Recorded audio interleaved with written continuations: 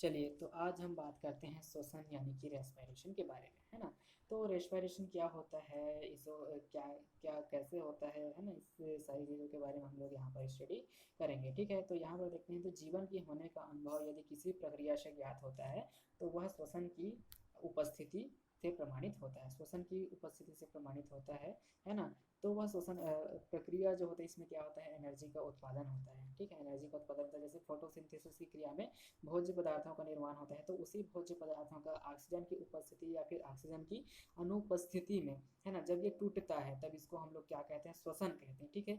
और भोज्य पदार्थों के ऑक्सीडेशन से, ठीक है, भोज्य पदार्थों के ऑक्सीडेशन से किसका निर्माण होता है, ऊर्जा का निर्माण होता है। और यही ऊर्जा जो है वो हमारे शरीर के विभिन्न कार्य को चलाने के लिए क्या करता है, सहायता करता है या फिर महत्वपूर्ण भूमिका अदा करता है, ठीक है? श्वसन एक जैविक क्रिया है जिसमें ऑक्सीजन ग्रहण की जाती है तथा विभिन्न कार्बनिक पदार्थों का ऑक्सीडेशन होता है तथा ऊर्जा मुक्त होती है। इसी निम्नलिखित प्रकार से परिभाषित किया जा सकता है। चलिए, इसमें देखते हैं कि श्वसन वह प्रक्रिया है जिसमें श्वसन पदार्थ जैसे कि स्टार्च हो गया, सुक्रोज, ग्लूकोज, कार्बनिक अम्ल, प्रोटीन, लिपिड, ठीक है, इसके ऑक्सीकरण के द्वारा विखंडित होकर के ऊर्जा मुक्त करते हैं, जो कि एटीपी के रूप में संग्रहित रहती है ना? तथा इस क्रिया में CO2 क्या होती है, मुक्त होती है, ठीक है? तो चलिए, इसमें क्या होता है, श्वसन पदार्थों का यहाँ पर ब्रेकडाउन होता है, टूटता है, और जिससे क्या हो उत्पन्न होता है जी, एनर्जी उत्पन्न होता है। ये जो एनर्जी है वो किसके रूप में संचित हो जाता है, ये एनर्जी जो होता है वह, है ना, माइटोकॉन्ड्रिया में, है ना, एटीपी के रूप में क्या हो जाता है, संचित हो जाता है। चलिए, इसमें हम लोग देखते हैं, है ना, रेस्पिरेशन जैसे यहाँ पर बताया गया है, ऑक्सीजन को यहाँ पर लिया जा रहा है, ठीक है, ग्लूकोज का यहाँ पर उपयोग किया जा रहा है, ठीक है, जैसे कि इसमें दिखाया जा रहा है C6H12O6 यानी कि ये ग्लूकोज है, और यहाँ पर 6 O2 यानी कि ऑक्सीजन की उपस्थिति में यहाँ पर, है ना, भोज्य पदार्थ यानी कि यहाँ पर जो है वो कार्बोहाइड्रेट का ब्रेकडाउन हो रहा है, जिसके कारण जल की मात्रा बन रही है, CO2 बन रहा है, और साथ ही साथ यहाँ पर किसका निर्माण हो रहा है, एनर्जी का निर्माण हो रहा है। इससे लगभग लगभग 38 एटीपी, है ना, अगर ऑक्सीजन शोषण होता है तो ग्लूकोज के एक मॉलिक्यूल से, है ना, 38 एटीपी का क्या होता है, फॉर्मेशन होता है, ठीक है? चलिए, इसके आगे देखते हैं, इसमें इम्पोर्टेंट हिस्ट्रिकल इवेंट्स, ठीक है? तो यहाँ पर हम लोग ये देखते हैं कि सबसे पहले क्या होता है कि श्वसन हेतु रेस्पिरेशन शब्द का उपयोग 15वीं शताब्दी से ही प्रारंभ हुआ, ऐसा माना जाता है, ठीक है? श्वसन के लिए है ना, श्वसन हेतु रेस्पिरेशन शब्द का जो उपयोग है ना, वो कब प्रारंभ हो गया था, तो 15वीं शताब्दी में से ही प्रारंभ हो गया था, ऐसा माना जाता है, ठीक है? लेकिन इसके महत्व को चिन्हित करने का जो श्रेय है ना, श्वसन के महत्व को जो चिन्हित करने का जो श्रेय है वो किसको जाता है, तो वो क्रुक नामक साइंटिस्ट को जाता है, जो कि 1615, है ना, क्रुक नामक साइंटिस्ट थे 1615 में, क्रुक नामक, ठीक है, क्रुक नामक साइंटिस्ट थे 1615 में। तो इनको श्वसन की क्रिया के लिए रेस्पिरेशन शब्द को देने का जो श्रेय है वो जाता है, ठीक है, क्योंकि इन्होंने ही पहली बार कहा था कि जीवन श्वसन के बिना असंभव है, ठीक है? क्रुक नामक साइंटिस्ट ने क्या कहा था कि जीवन जो है वो श्वसन के बिना क्या है, असंभव है, क्योंकि श्वसन की क्रिया के द्वारा ही, है ना, जो महत्वपूर्ण जो एटीपी है वो बनता है, जो कि हमारे कार्यकी को, हमारे शरीर की कार्यकी को, हमारी कोशिकाओं के कार्यकी को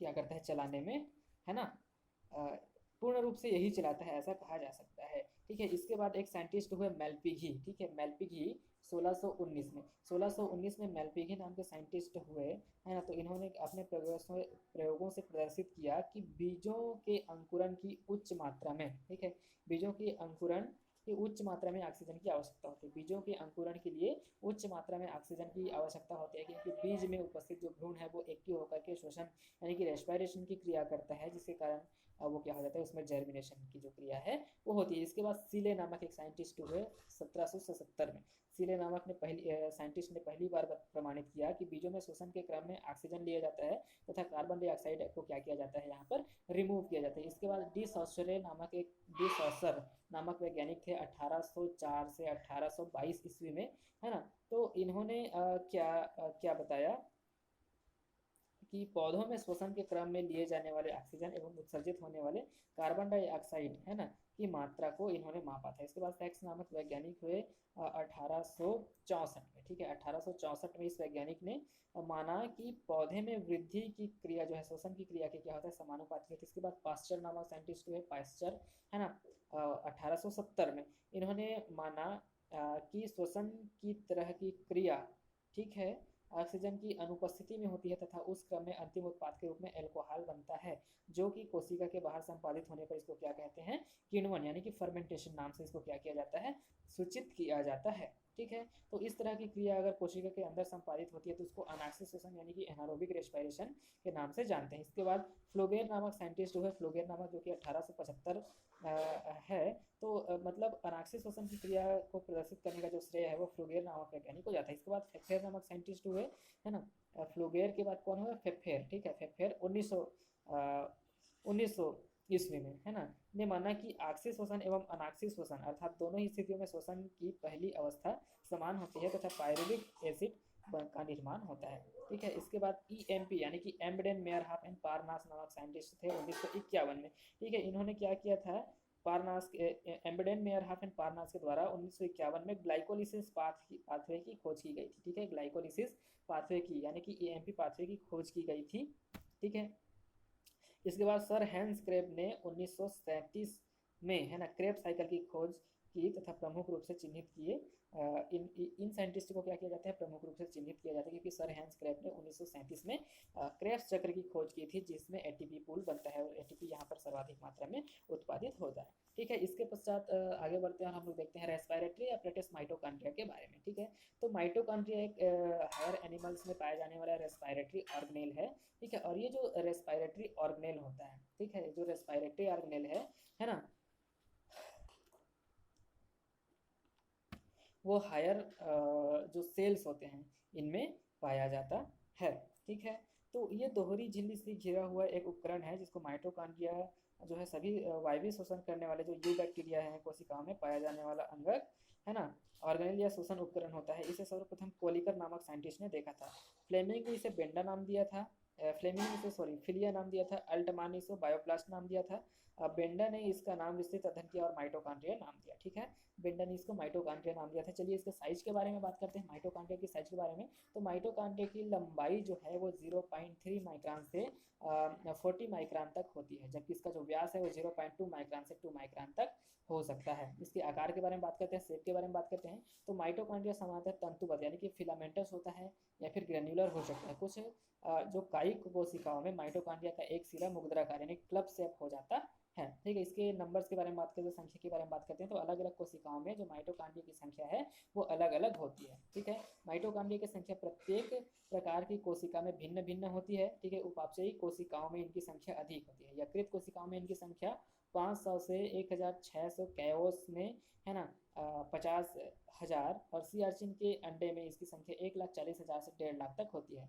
पादप कोशिकाओं में इनकी संख्या अपेक्षाकृत कम होती है। संरचना के बारे में बात करते हैं तो इलेक्ट्रॉन माइक्रोस्कोप के द्वारा माइटोकॉन्ड्रिया की संरचना का अध्ययन करते हैं तो थर्मस फ्लास्क के समान हमको दिखाई देता है ना, और ये बाह्य एवं आंतरिक दोहरी झिल्ली के द्वारा क्या होता है, घिरा हुआ संरचना होता है। ठीक है, तो इसमें देखते हैं फर्स्ट नंबर इसकी संरचना में माइटोकॉन्ड्रियल मेम्ब्रेन। ठीक है, माइटोकॉन्ड्रियल मेम्ब्रेन जो है प्रत्येक माइटोकॉन्ड्रियल मेम्ब्रेन द्विस्तरीय झिल्ली द्वारा घिरा हुआ होता है। दोनों झिल्ली जो है वो 75 एंगस्ट्रॉम मोटी इकाई यानी कि यूनिट मेम्ब्रेन के रूप में होती है। तो इन दोनों झिल्लियों के बीच, है ना, की जो दूरी होती है वो 60 एंगस्ट्रॉम से 100 एंगस्ट्रॉम तक होती है। ठीक है, बाहरी एवं भीतरी झिल्लियों के बीच में एक द्रव भरा होता है तो जिसमें बहुत से सह एंजाइम यानी कि कोएंजाइम क्या होते हैं, पाए जाते हैं। इसके बाद देखते हैं माइटोकॉन्ड्रियल वेस्म यानी जिसको कहा जाता है माइटोकॉन्ड्रियल चैम्बर। ठीक है, तो प्रत्येक माइटोकॉन्ड्रिया में 2 वेस्म यानी कि 2 चैम्बर पाए जाते हैं जिसको outer chamber and inner chamber कहा जाता है। ठीक है, आउटर चैम्बर को पेरी माइटोकॉन्ड्रियल चैम्बर के नाम से भी जाना जाता है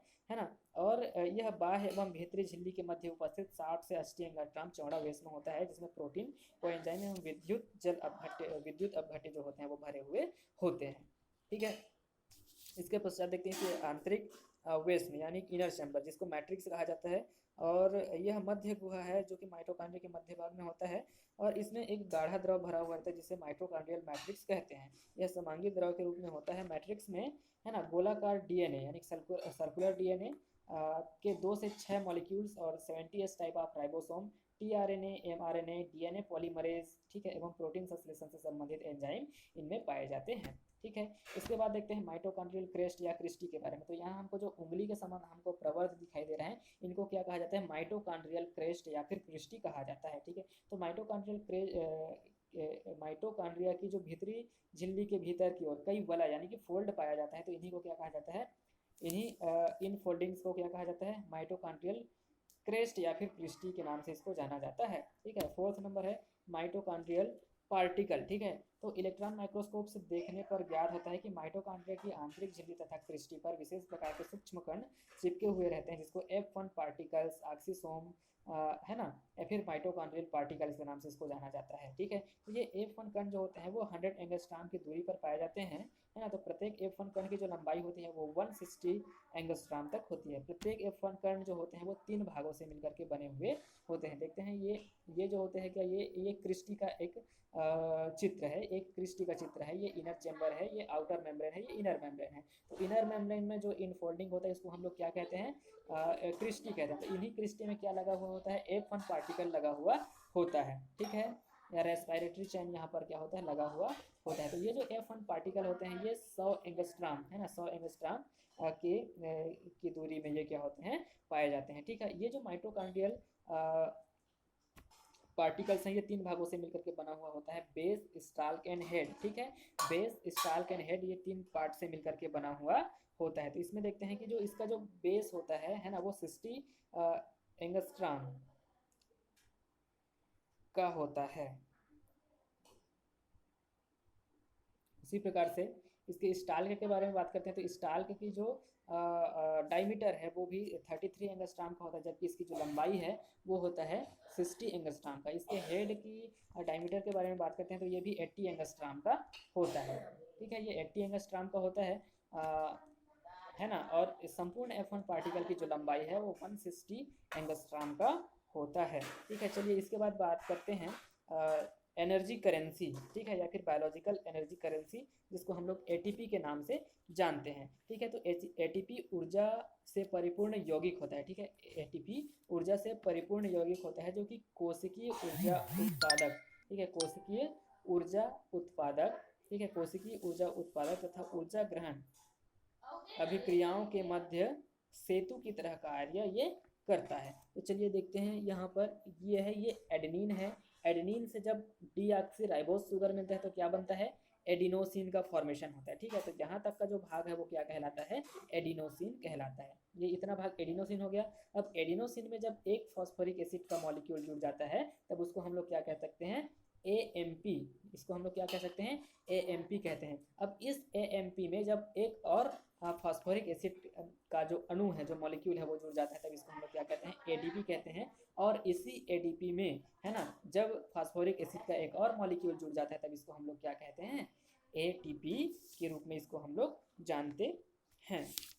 ठीक है, और इसी ATP के मध्य में जो फास्फोडाइस्टर बॉन्ड पाया जाता है ना, जब वो ब्रेक डाउन होता है तो बहुत अधिक मात्रा में किसी उत्पत्ति होती है, तो एनर्जी की उत्पत्ति होती है ना। जब एक ATP जो है वो जल के साथ क्रिया करके ADP और फास्फोरिक एसिड में कन्वर्ट होता है तो यहाँ पर जो ऊर्जा परिवर्तन है वो -7,600 किलो कैलोरी प्रति मोल यहाँ पर होता है।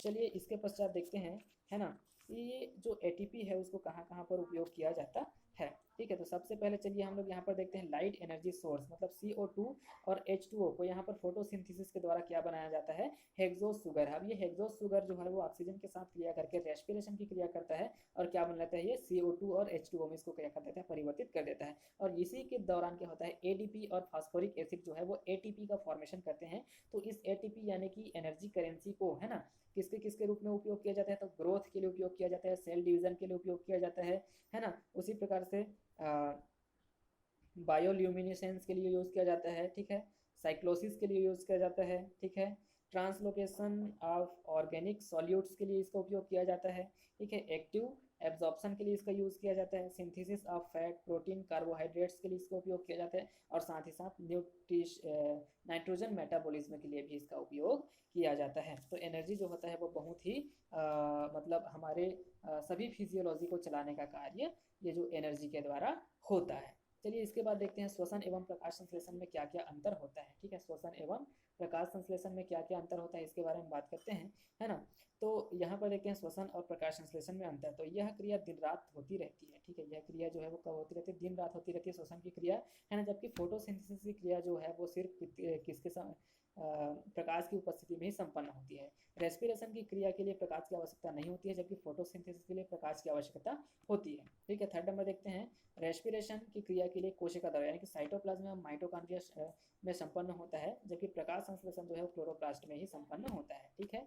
तो रेस्पिरेशन की क्रिया में यदि हम लोग बात करते हैं तो कच्चे पदार्थ जो रॉ मटेरियल होते हैं वो ग्लूकोज और ऑक्सीजन होते हैं, जबकि प्रकाश संश्लेषण में CO2 और जल जो होते हैं वो कच्चे मटेरियल के रूप में उपयोग किए जाते हैं, ठीक है।